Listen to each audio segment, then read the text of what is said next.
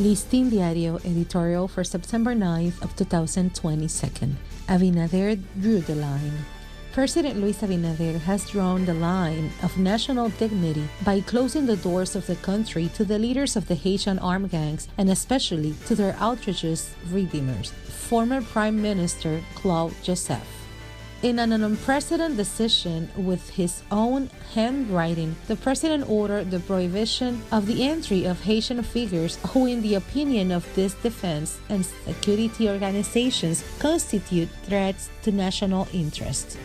Claude heads the list for being an unrepentant emitter of insults against the figure of the Dominican president and a persistent critic of immigration policies and the defense of sovereignty, assumed in the face of the progressive deterioration of the general situation in Haiti.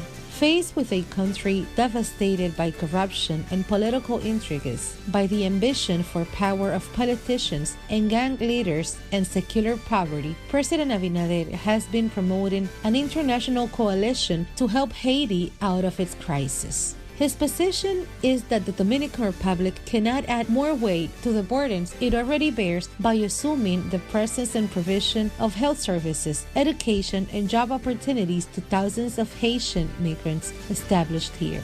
When the government applies immigration restrictions to prevent armed gangs from spreading their internal struggles to our soil, or takes any measure that displeases the redeemer, Claude Joseph usually dismisses himself with insults and disrespect for the presidential figure, stepping on a line that he should never have to ignore.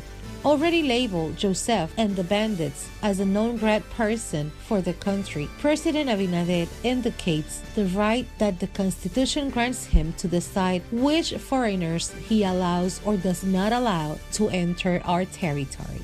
Obviously, the insolent Joseph and the seditious bandit included in the migratory veto did not like this response, but they will have to assimilate it reluctantly because with it, the president has drawn his own line against the enemies of our republic. For Listín Diario, voiceover and translations by Indira Rodriguez.